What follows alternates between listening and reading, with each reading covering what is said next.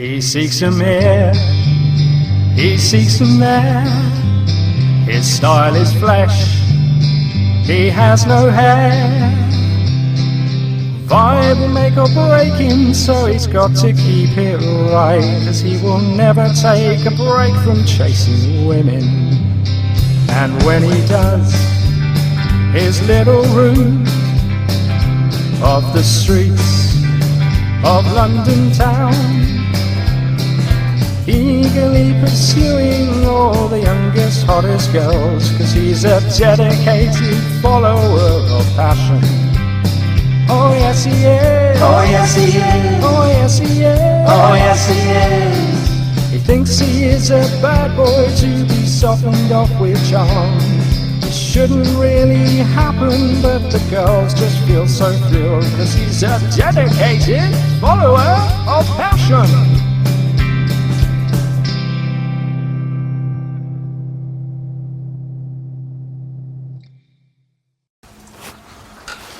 Okay, so now we're getting a bit closer to actually talking to girls. Alright. Okay, so walk with swag. So now we're actually on the street. Right, we're actually on the street with a mind to find women. So, what do you do before you've actually seen a girl to open up? Well, walk with swag. That means there's ways of walking which pick up your state and project a vibe that gets girls to notice you. Because you want to stand out and you want to attract attention. Now, you're going to decide what the swag walk is. But you see, sometimes when you can't be bothered, you're not thinking of game, you're just like trying to get into Tesco's really fast to like get a pint of milk before you get home after work, you'll often walk like this, right? Right, your head's down, you're not aware of what's around you, your body language is a bit closed. That'll be quite natural because it's reflecting your vibe. Whereas when you're day gaming and you see a hot girl, you might be like, and then suddenly you're like, oh. Right, you're putting the swag on it. Exaggerated, but there is a swag walk. We've all experimented with it. We often turn it on when we see the girl to try and draw the IOI. There's a swag walk. Give yourself permission to use it. You often end up chuckling when you do it, which really helps with the smirk and the self-amusement. But there is such a thing as a swag walk, which you can practice, so practice it. You will draw more attention and get more positive responses.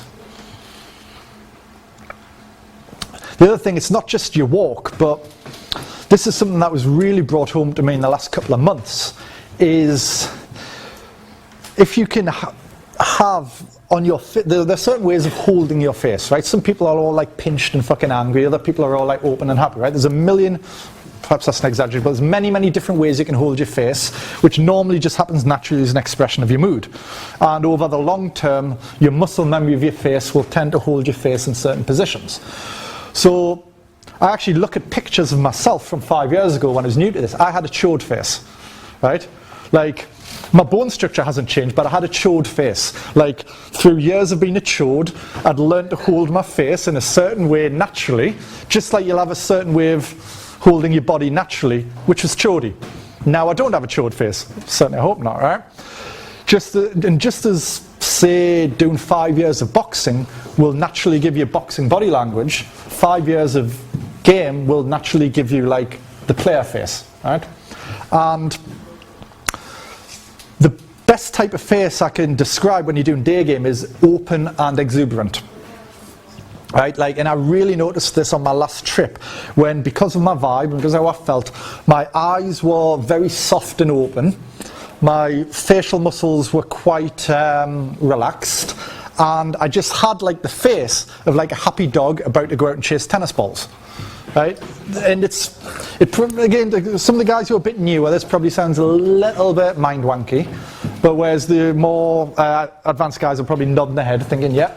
But like, be aware of how you hold your face, and over time it will get better. It will get better. Because when you're walking around the street and you look at other guys' faces, you'll see a lot of, everyone else is like shut in, their face is like closed.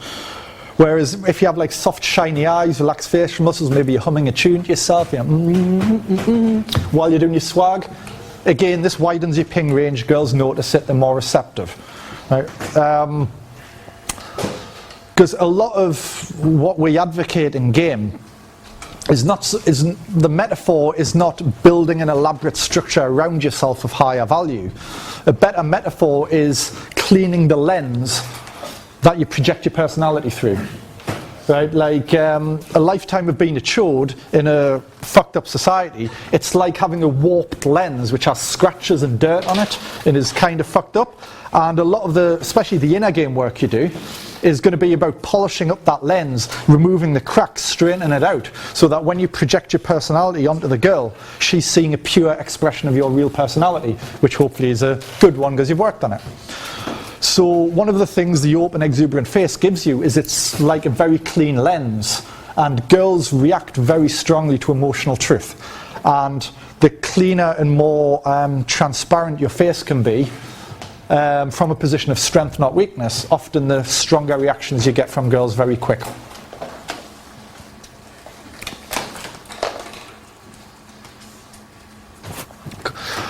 Okay, so let's talk again. It's kind of tongue-in-cheek, but the difference between a boxer's walk and a cad walk, right? How would I break that down?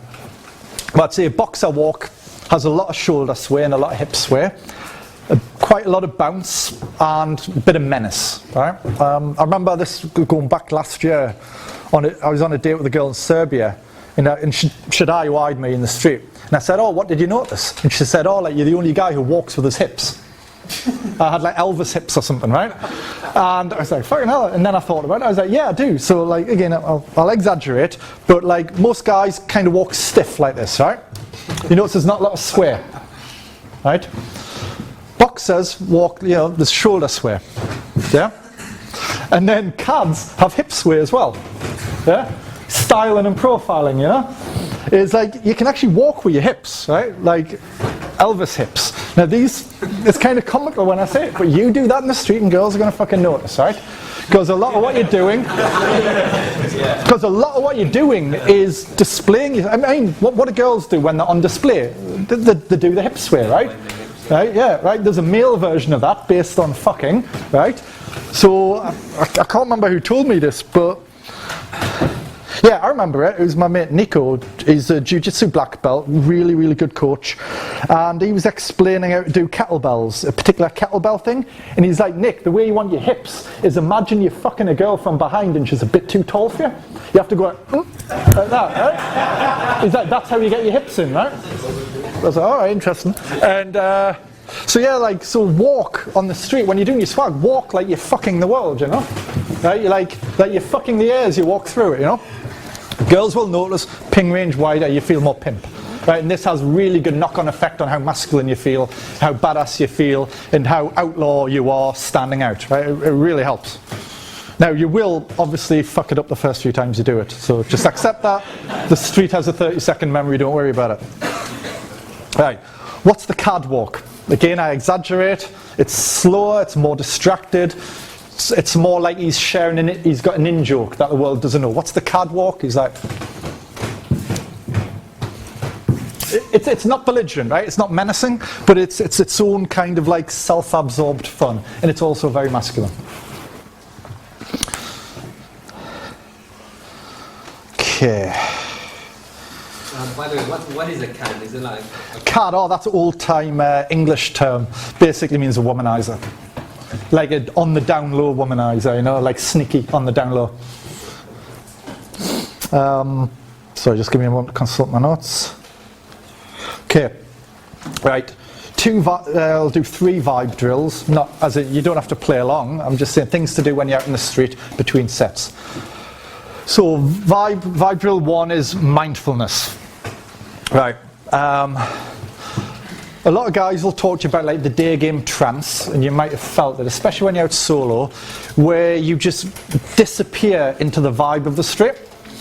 And one way to bring that on is through mindfulness drill. There's actually a very good podcast on the Danger and Play blog where the guy takes you through the drill. It's actually where I got it from. Maybe we'll put a link up on the page. But anyway, if you search Danger and Play, mindfulness, walking, it's something like How to Walk. The podcast called something like How to Walk. A bit silly, right? We all know how to walk. But what he says is a mindfulness drill. When you're walking, start being acutely aware of your body, starting at the very bottom. Feel your toes as they scrunch against your shoes, right? Feel the impact. Concentrate your attention on the impact of your feet as they connect to the ground, as your heel comes in and then the ball of your foot, and just spend 20-30 seconds focusing on that. Then move your attention up to your calves. Feel your calf muscles as they tense and relax with each step. Right?